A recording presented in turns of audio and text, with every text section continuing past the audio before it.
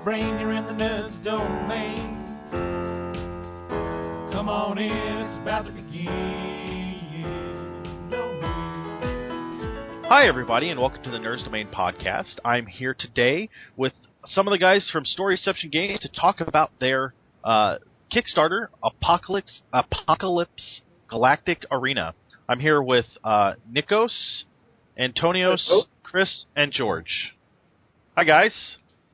Hello. Hello. So, I've got a couple of questions I ask all of my interviewees. They're really important, and they're gonna kind of show your geek cred. So why don't we start with, in the impending zombie apocalypse, what is your weapon of choice? And Chris, we can start with you. Okay, I think I'll get a hammer. Definitely a hammer. Okay. Yeah.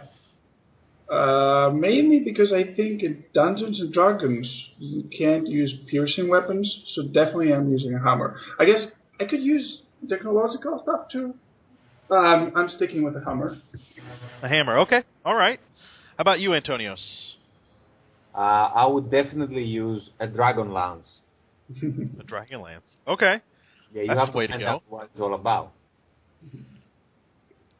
You know, my weapon, my pickup has a spirit in the weapon, so it's much more powerful than Chris's hammer. So I can easily kill him in the Galactic Arena. That's why. That's a good idea. All right. Yep. Yeah. It's all about killing yourself. So we're going to go on to the second question. Given all of the sci-fi you know, and excluding your own universe, what planet do you most want to visit? Chris, we'll start with you again. Ooh, that's a tough one.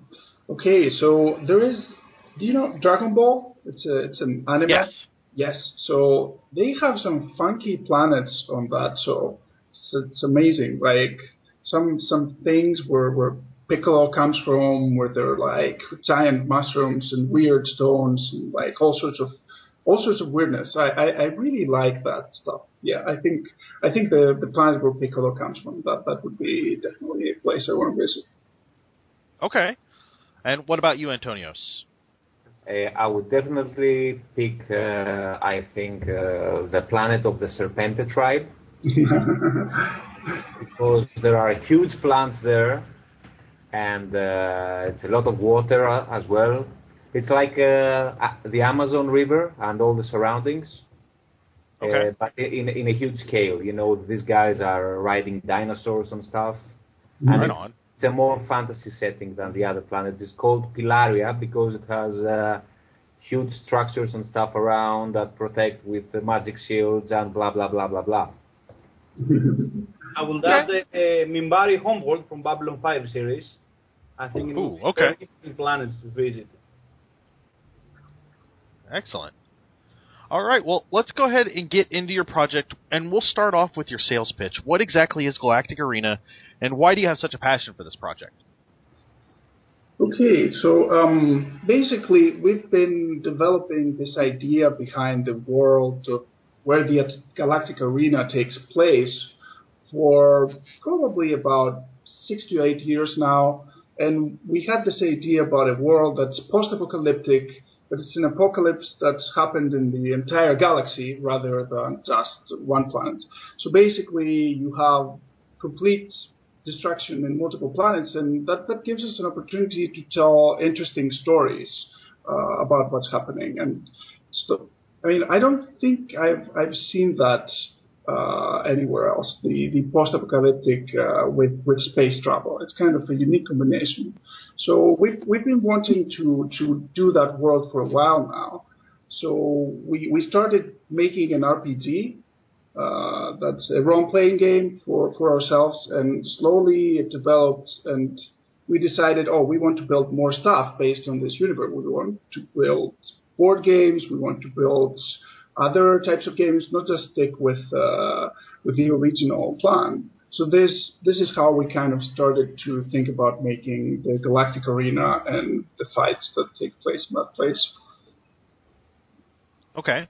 And so, what kind of game is Galactic Arena? Antonius, do you want to take that? Yeah, okay. Well, Galactic Arena is all about killing each other, as I told you before. So it's a battle between two heroes that enter a Galactic Arena, which is the most impressive spectacle in our universe. Is this space station? It's not actually a space station. It's a huge space city, I would call it. We call it Cetus 7, and there are 5 arenas there, and death matches are taking place. So it reminds at some point the concept behind Hunger Games, the movie. Okay. So you get to pick one hero from one race that is the representative of the race, and you enter the Galactic Arena, and the challenge is to beat each other. That's it. So it reminds more or less a deathmatch like the 90s TV games like Mortal Kombat and Tekken and stuff like this, but in a board. And is it one-on-one, or can you play with more than just a couple of players? But it's more fun to play 2 versus 2. We have decided that the 2 versus 2 is the most interesting way to play.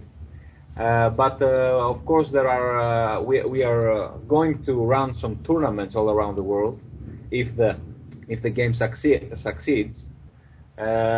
So the basic format is 1 versus 1, but it's more fun if you play it at home with 2 versus 2, and you can play it with 3 versus 3 as well.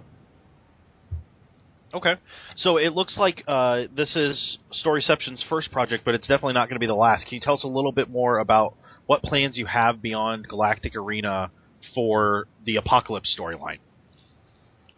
Well, Chris, you want to answer that?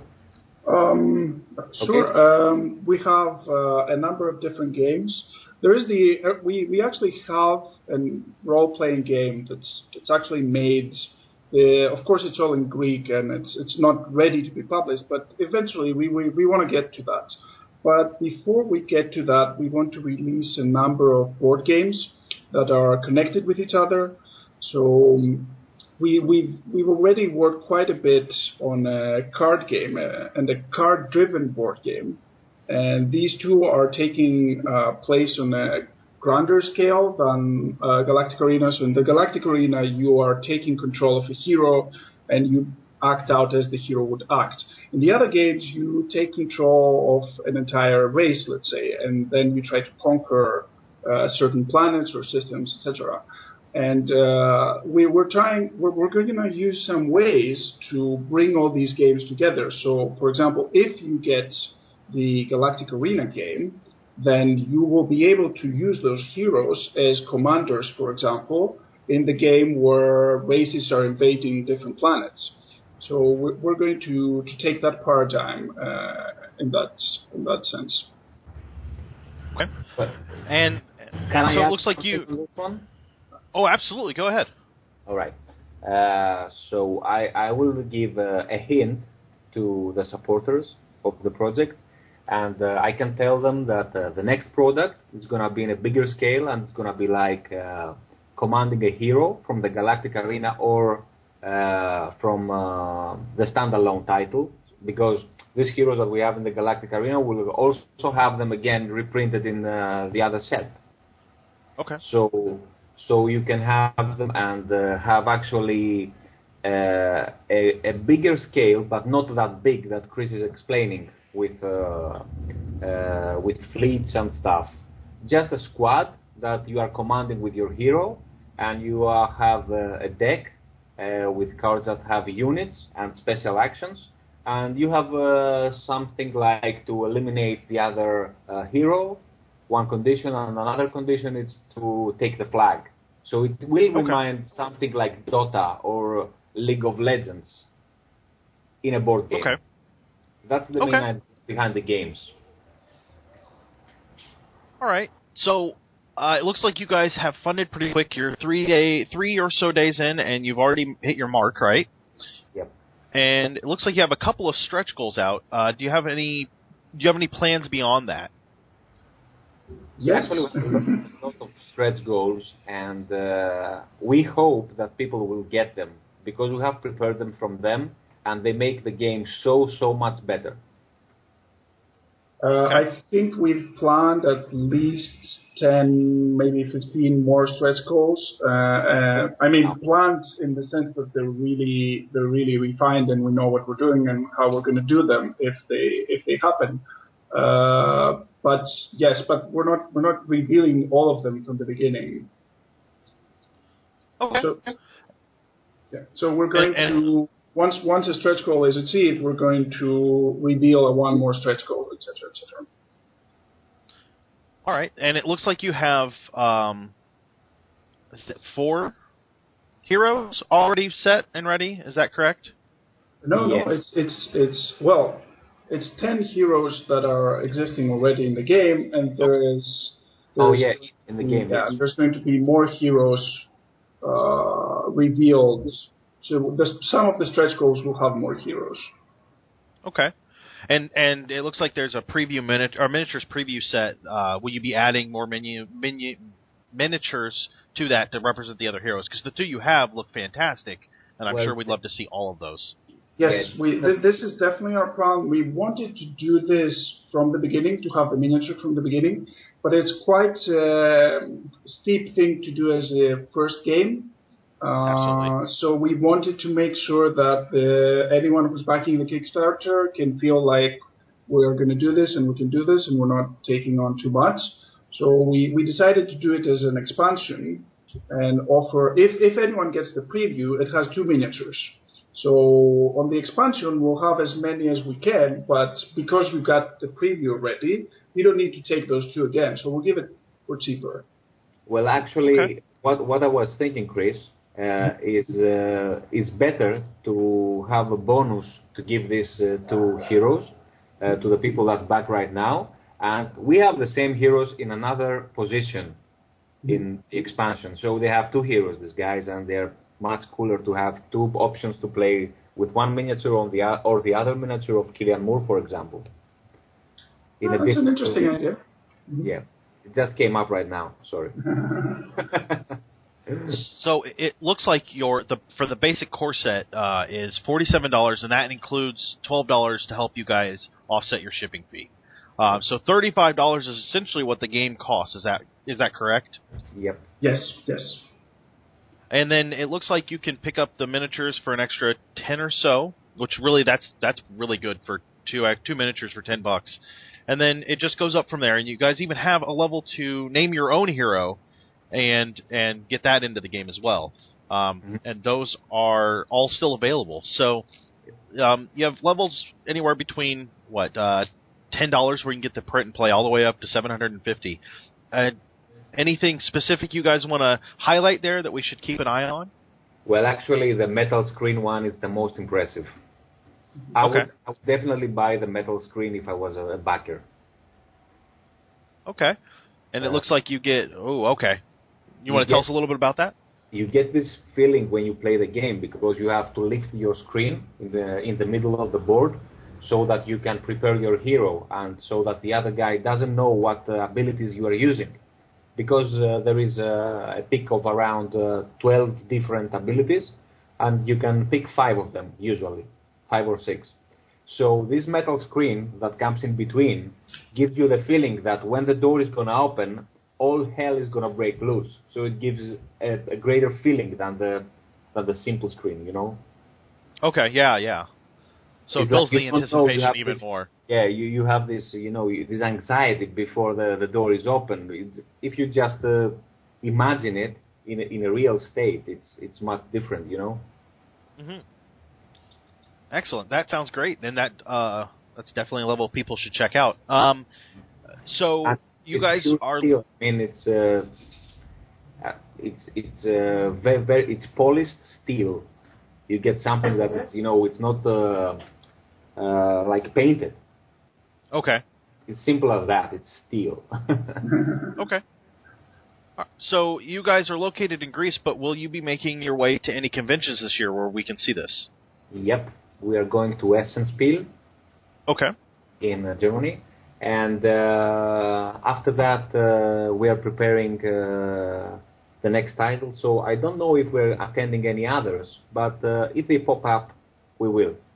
I definitely want to try to make it for the next Gen Con. So yeah, definitely that. But yes. Well, that's here in Indianapolis, so we would love to have you guys here. We too. So, so let's talk about where else we can find you. You guys are on Facebook at facebook.com/Storyception Games. You have to check the site, people. Check the site and give us feedback. And then you are also on you're on Twitter at Storyception, and your website is storyceptiongames.com, where there's a lot of information there going on, and plenty of really good stuff. So everybody should check that out. Anything else that you guys want to mention before we go?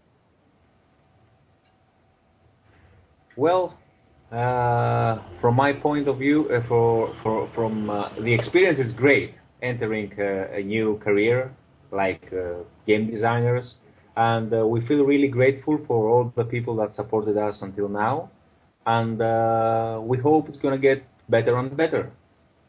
We want to give the Apocalypse universe to the people. So, if you guys go over to tinyurl.com/Galactic Arena, that'll take you right to their Kickstarter. There are lots of levels, and I am very excited to see this game come out. I think it's going to be a lot of fun. And it looks like they've got everything planned and ready. It's just a matter of what stretch goals we can hit now. So head over to tinyurl.com/Galactic Arena and check it out. And I'm very excited to see this, and I thank you guys for being on. This looks like a really exciting game in the beginning of a lot of really exciting products from Storyception. Thank you. Thank you for having us. And that'll do us tonight on the Nerds Domain podcast. You can find us on Facebook and on Twitter, and you can always buy our shirts over at /Loot, and we will talk to you guys real soon. This has been a production of the Omega Nerds Network, the network where it's on.